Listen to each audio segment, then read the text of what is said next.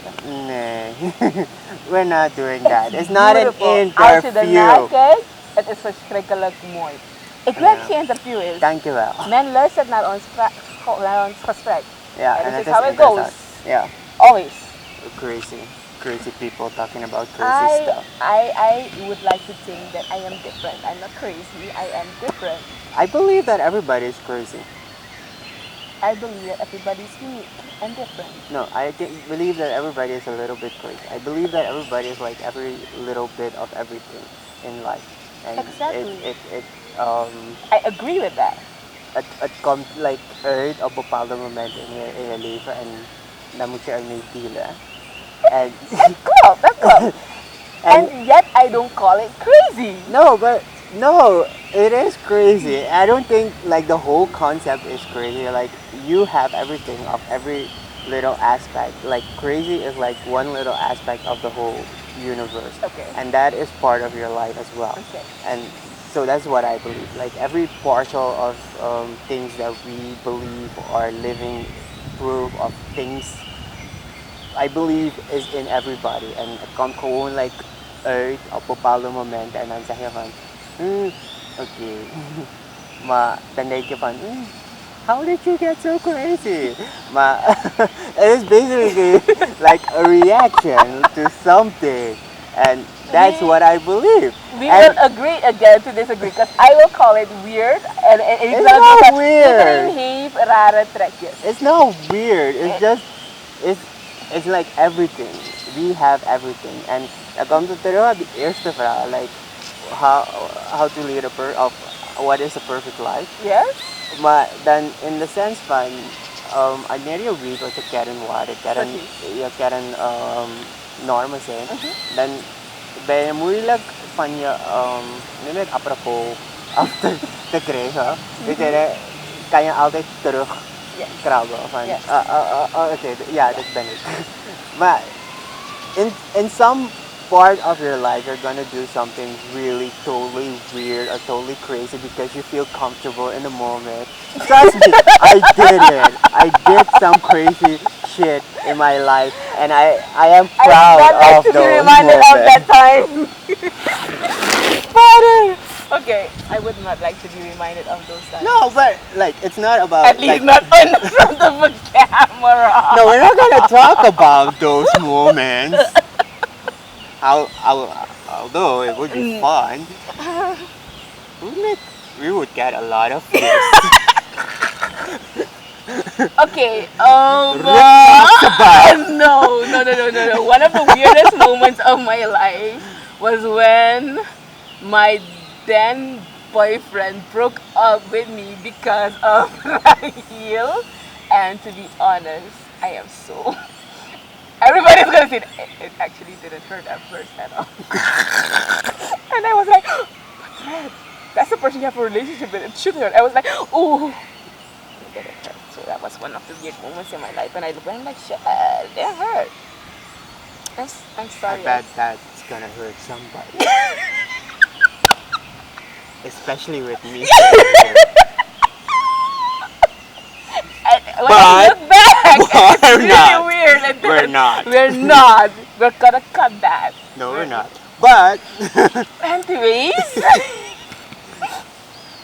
let's go to the next part of this whole thing. Okay. Of making life happy and stuff like that. Dan heb je dan ook nog altijd die negatieve invloeden van hoe ga je daarmee om. Like you have like a perfect voorbeeld aangehaald. Unbewust, maar like it's like the perfect voorbeeld, perfect example. Like you're in a relationship with someone and you feel like the relationship is toxic in a way that you are not happy in a way, and then you feel like you need to go but you don't know how and you don't know when, and every road that you try to go on, it says, yes, come to me, come to me. Every road you look to is saying, come to me. But that one road that says, no, don't go. Because je bent hier comfortabel, dit ken je, je weet hoe dit aanvoelt, je weet hoe dit allemaal in elkaar zit, hoe ga je daarmee om? Want je hebt zoveel ja's en die ene nee, maar die ene nee is toch nog luider dan alle ja's die om je heen zijn. Ik moet van tevoren zeggen dat we niet over de topics hebben gesproken. Alvorens ik kwam. We hebben over heel andere dingen gesproken.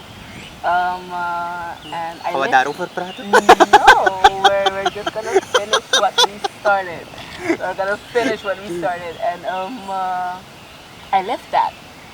I had 2 serious relationships in my life, and I lived that. So you're the perfect guest. Yeah, I am. Am I not? Do I know how to ask my questions? Oh yes, he does. Wonderful life coaching qualities he has.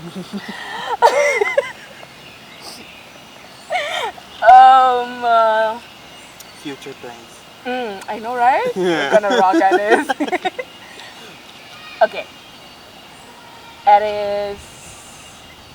There is something, and I learned to trust that voice. And echt letterlijk learn to trust that voice that says no.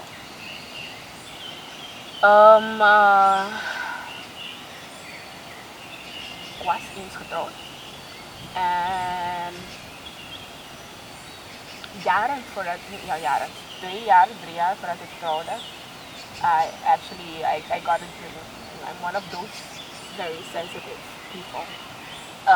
I got a dream, and in that dream, I was walking down the aisle towards somebody completely different than the person that I was in a relationship with. And ik was al jaren met die persoon. So when I woke up, ook om gewoon heel eerlijk te zijn, mijn vader vooral, die was het absoluut niet eens met die relatie, dat heel oké. We had our reasons. Yes, he had reasons and they were very valid reasons. Maar om ook gewoon eerlijk te zijn, om gewoon eerlijk te zijn, ik was comfortabel in die relatie. De persoon kende al mijn scars, accepteerde me hoe ik was en at least that's what I thought at that moment. And I was comfortable there. De persoon pushte me niet om uit mijn comfortzone te gaan.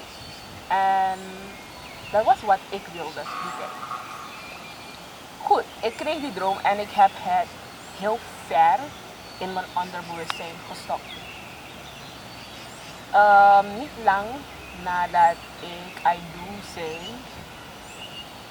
things went sour really, really quick. Tried to work on it, tried to save the relationship, but mocht niet baten. En je gelooft het of niet, op de dag waarop hij eindelijk de divorce papers tekende en terug naar me mailde, ben ik gaan liggen op de bank en like opening Pandora's box kwam de droom weer naar voren en I cried. En ik kon niet begrijpen waarom. En hetzelfde ook. En dan ga je denken van, girl, leer je niet? In die andere relatie. Ik lag een dagje naast. Ik denk dat je het hebt gezegd. Ja. In die andere relatie. Maar het zijn ook gewoon, het heeft een heel diepere betekenis. It was me really settling. Yeah.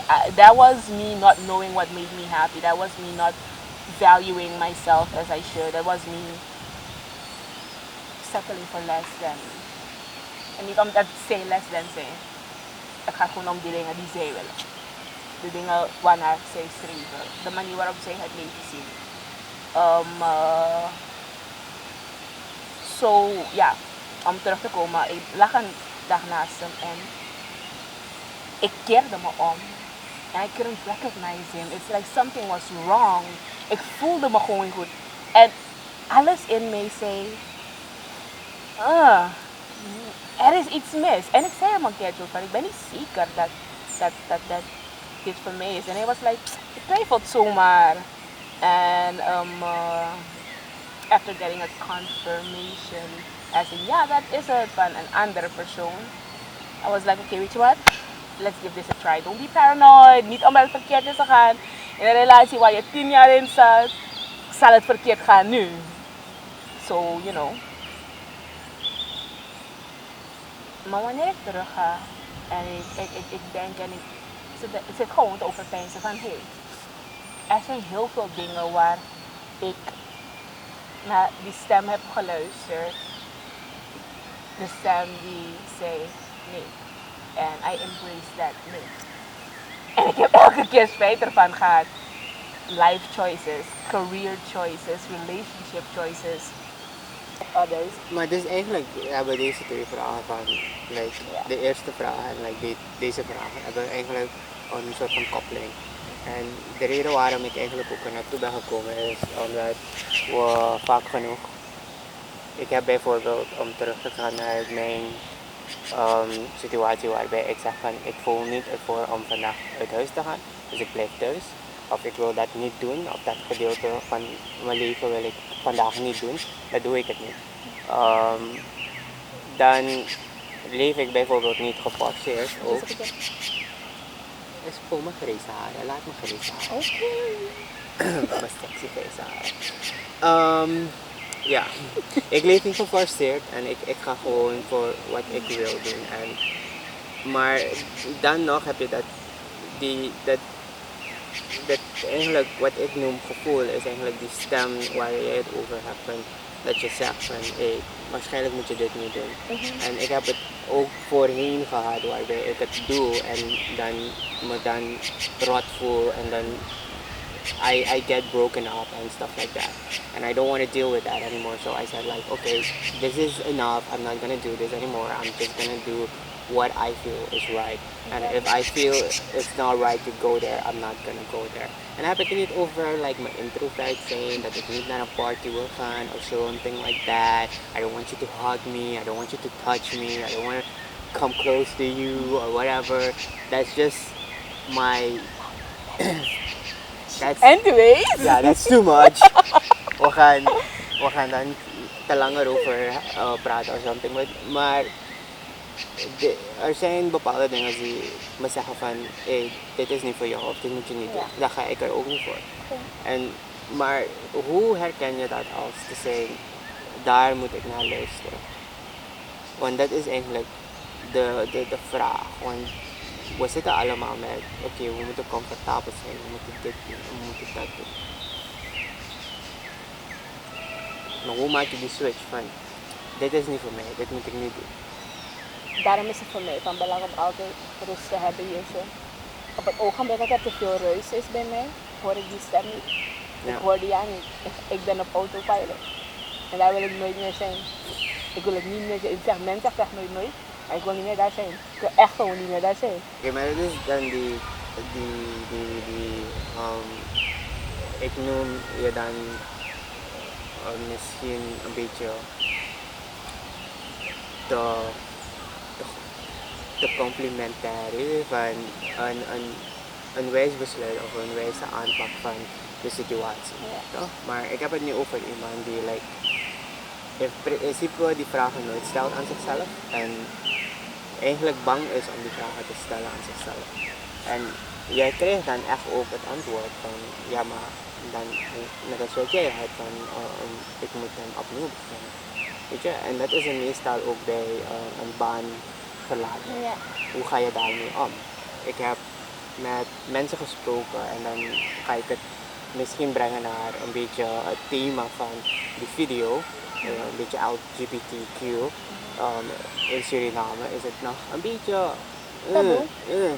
oké, ik zeg het beetje, maar oké, ik heb heel veel verhalen gehoord en hoe meer ik in die community ga, hoe meer verhalen je hoort, hoe meer het echt door gaat dringen wat er allemaal speelt. En ik heb vorig jaar bijvoorbeeld bij de Pride Stories mogen staan en ik heb geluisterd naar bepaalde mensen en ik heb gehoord wat ze allemaal hebben meegemaakt met hun families, met hun vrienden, met iedereen om zich heen en de discriminatie, het verwijt, het pesten enzovoorts. Ga maar door met wat er allemaal kan gebeuren. En dat zijn allemaal die nee's. Waarom doe ik het? Waarom moet ik het niet doen? dat maakt die nee allemaal sterker. Dus hoe ga je daarmee om? Hoe elimineer je die nee eigenlijk? Hoe elimineer je of maak je het in principe dusdanig stiller? Je kan ook van elkaar leren. En je zal denken van oké, wat kan jij leren van iemand die bijvoorbeeld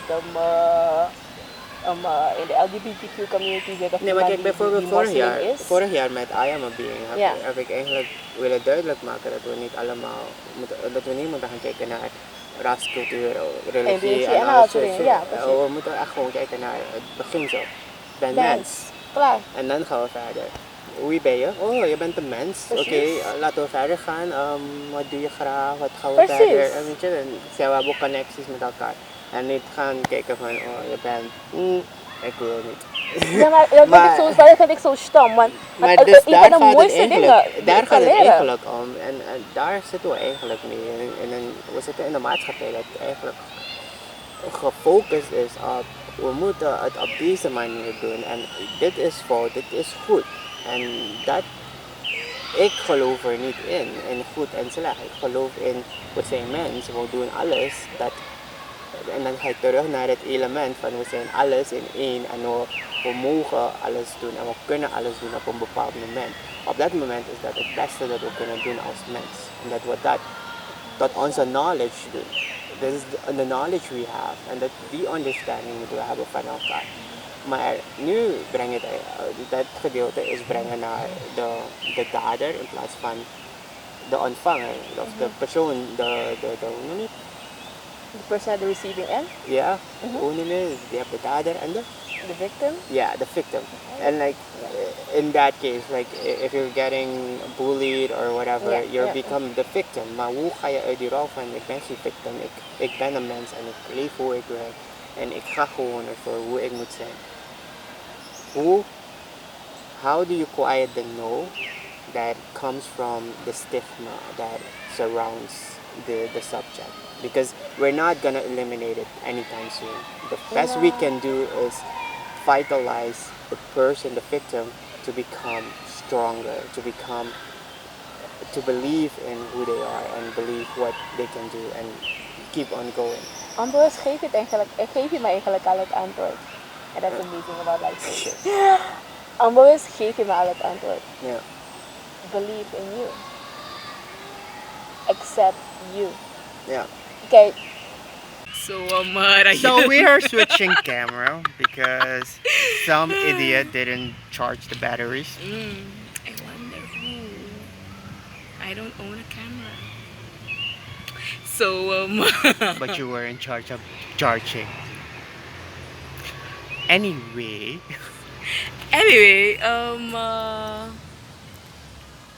zoals ik eerder zei, nee doet pijn en nee gaat altijd pijn doen. Maar op het ogenblik dat jij die nee accepteert, lei jij alleen eronder. Ik heb geen idee als het is gekomen op je vorige, so I'm going to say it again.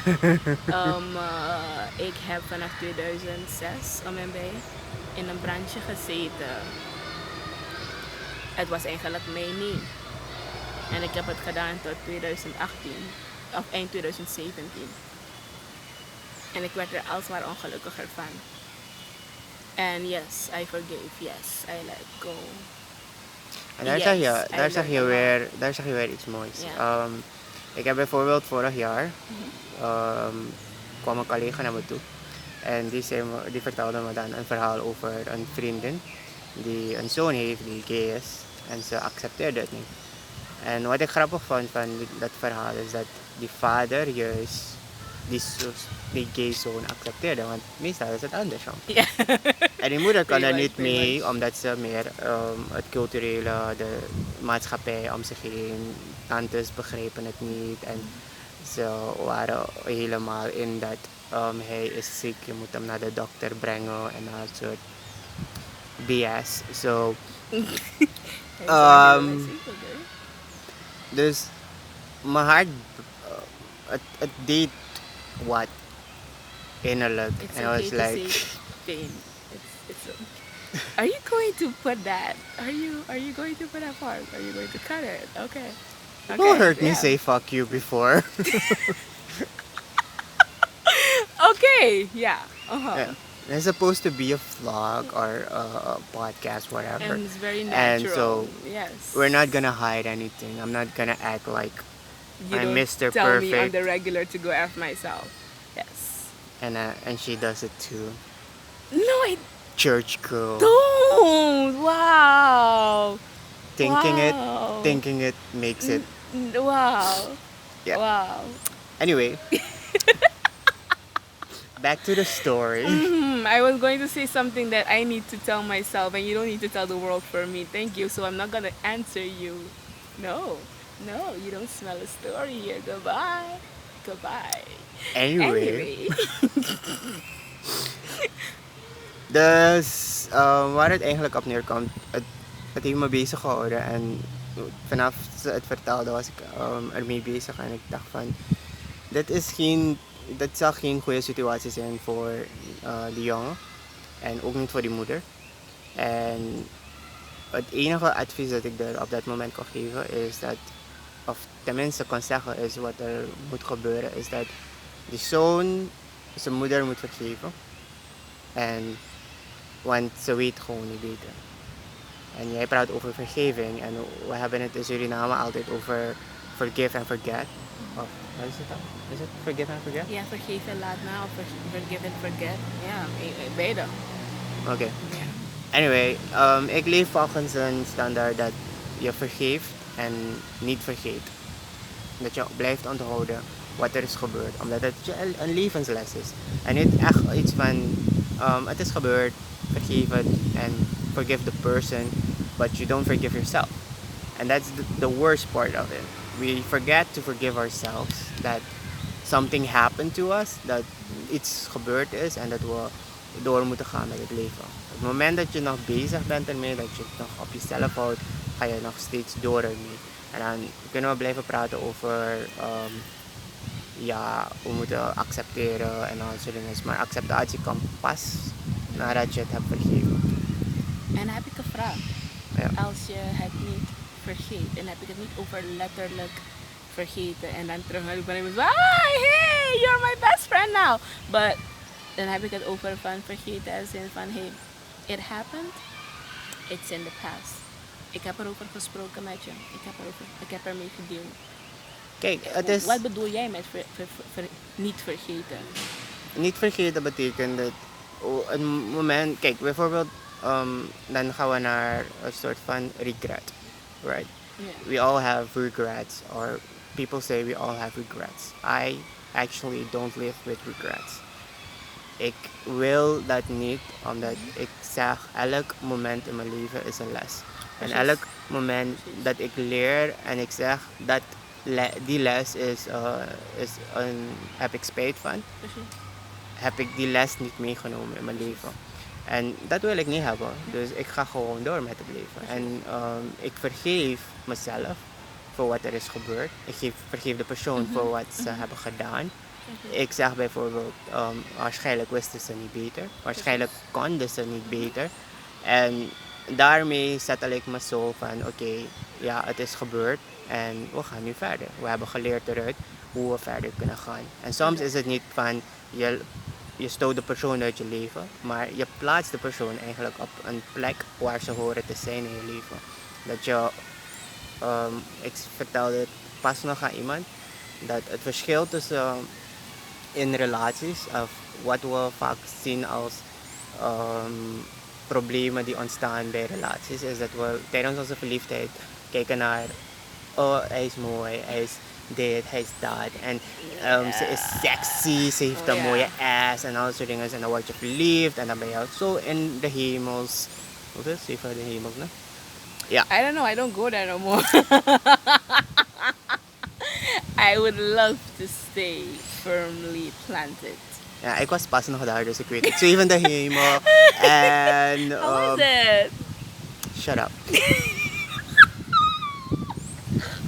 I'm Can we be professional? No, you told me that it's two friends talking. And I'm talking to my friend right now. You don't get professional. You didn't ask for that. Yeah, you can give me the finger how much you want. Okay. I'm not giving the finger. I mean, show me. Jeetje. I don't have a finger. Oh. Oké, Okay. Go back. waarover had ik het?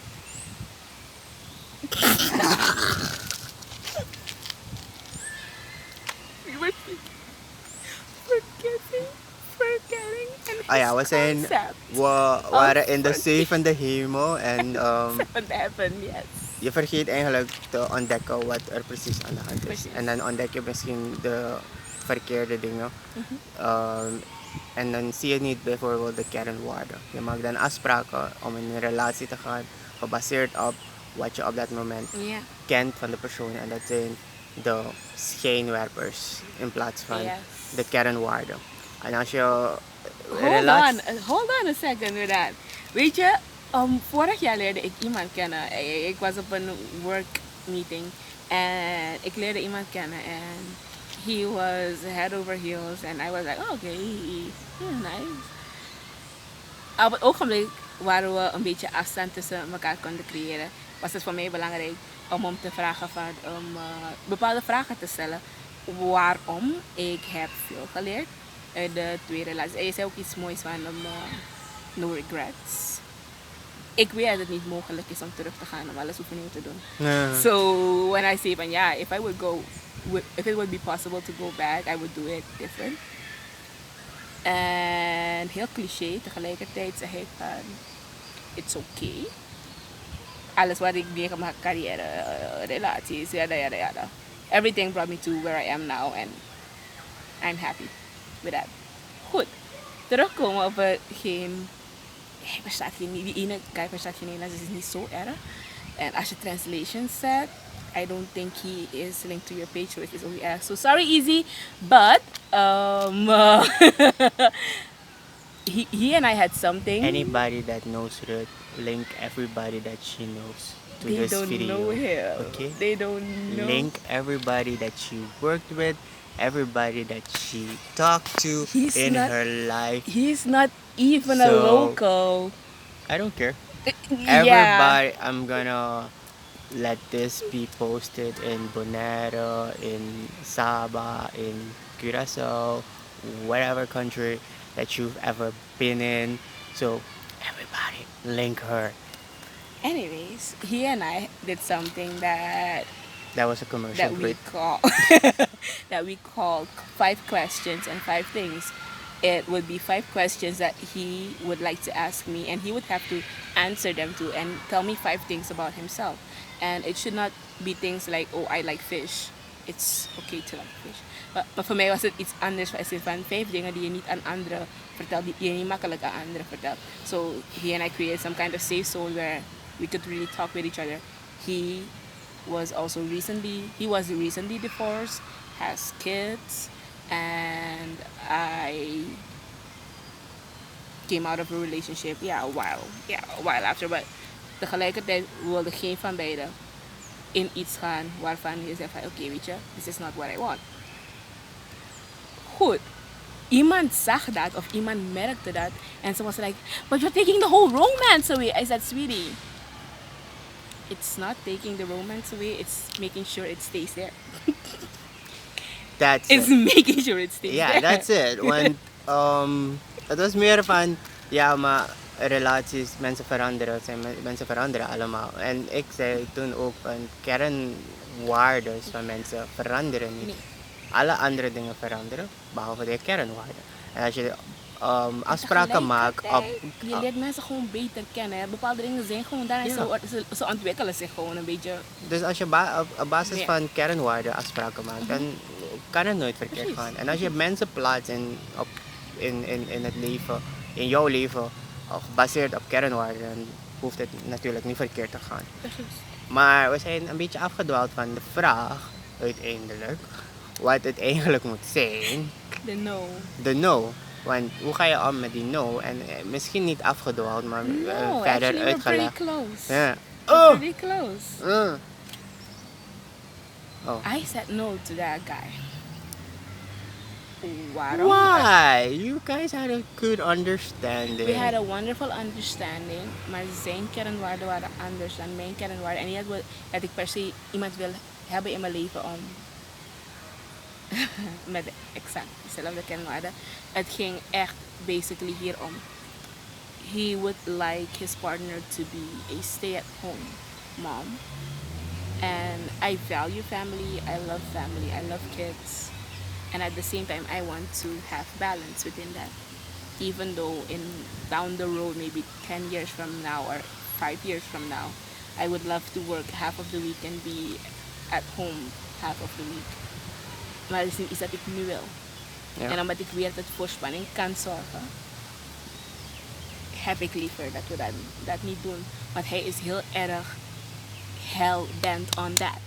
En dan maakt het niet eens uit voor mij dat hij moslim is en ik ben christen. Dat was niet eens een issue. Oké, maar dus The dan, issue die no was dan gebaseerd op die kernwaarden. En niet op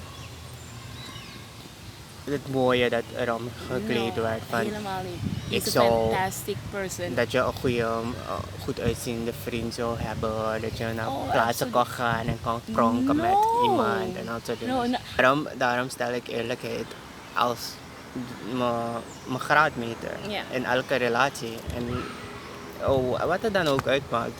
Je maakt, al zeg je bijvoorbeeld, we gaan gewoon vrienden zijn, maar ik weet dat je dat doet en ik heb je door. Dan gaan we daarover blijven. En dan ga je in die hoek blijven. Niet dat ik niet met je ga bemoeien, niet dat ik met je ga praten, want ik heb vrienden die liegen en of kennissen die liegen. En ik zeg van, oké, ik weet, I know that you do those things and I know that you're gonna stay right there. Maar dus, het gaat nog steeds om, zijn die kernwaarden, net als bij jouw situatie, zijn die kernwaarden gebaseerd op, zijn die is die no gebaseerd op een kernwaarde? Ja. Why you are not happy, then basically you're saying to yourself, okay, dit is de reden waarom ik weg moet. And you have to leave in more ways than one, for that matter. En dan doe je het ook voor jezelf en niet voor de andere persoon. En ik denk dat de meeste posts van me de afgelopen maand, ik denk in augustus ben ik begonnen met post over leave. En dan had ik de eerste post was when love is not home, leave. En mensen hebben het verkeerd geïnterpreteerd.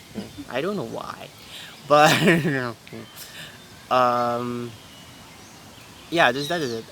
Als je je niet thuis voelt, als je niet comfortabel voelt, als je geforceerd voelt, als je denkt dat dit niet is wat jij, of dat je niet gelukkig bent in ieder geval, dat je gewoon zegt van ik moet gaan.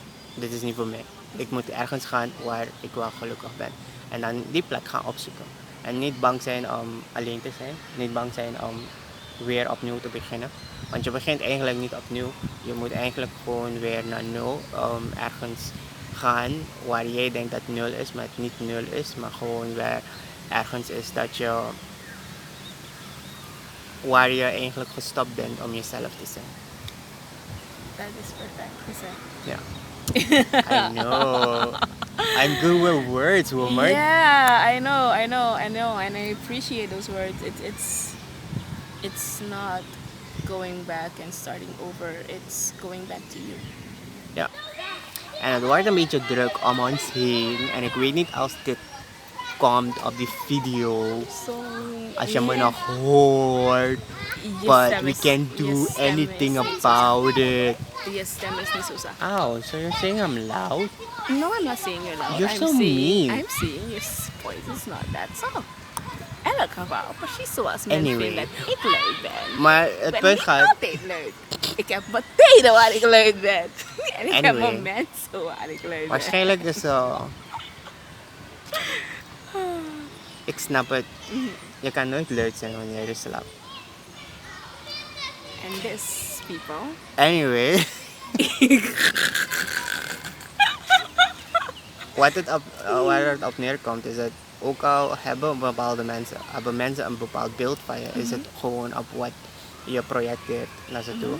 Maar dat betekent niet dat het deel is van je identiteit. Precies. En je identiteit wordt nog altijd bepaald door jezelf en door alles dat jij denkt dat, of niet denkt, maar weet dat deel uit van je leven Maar dan is. gaan we eigenlijk En op iemand anders' subject. And we were Ja. not going to speak about that subject. maar het Hi. gaat aansluiten. Hè? We moeten aansluiten op de oké. volgende aflevering. Okay. Of de volgende dit. I Vlog. don't know how to call it. I Vlog. don't think Let's it's a call it a vlog. We're not gonna post the whole thing. We've been at it for an hour. I think it's longer because we're now 30 minutes in here. So Oh gosh, yeah, we've been been talking. blabbing. Anyway, Yeah. waar het op neerkomt is dat we allemaal bepaalde dingen hebben die we projecteren, maar dat niet deel uit is van onze identiteit, maar onze identiteit wordt door andere dingen bepaald. En daar ga ik in een ander gesprek met iemand anders er verder op ingaan en dan gaan we verder daarover praten. Maar ik wil niet te veel daarover. Those were actually the subjects that you sent to me. Ja, Yeah. Okay. ze moest het keuren. Daarvoor is ze Exact. in mijn leven, toch? Ik bedoel, Je stuurt dingen gewoon om te keuren wanneer ik slaap heb. en ze keurt het niet. Anywho, Saying Ja. no is okay, boys and girls. Saying no is okay. saying no is okay when it agrees with you, and saying yes is okay when it agrees with you. When you are happy with the yes, when you are happy with the no, follow it and go for it. Yes. That's all it is. And at that time, I needed to sleep, and that's why I said no. You just didn't even say no. You didn't even answer. I That's slept. so rude. I slept. That's so I needed to rude. listen to the Like, voice inside somebody that needed said- advice. You did not need advice. You said I'm thinking about these topics. That's the kind of friends I have. I'm sorry. I'm sorry, life. Oh, you mean the type of friends who stay in your life past decade and read your stories? Torture. Wow. Thank you. Thank you.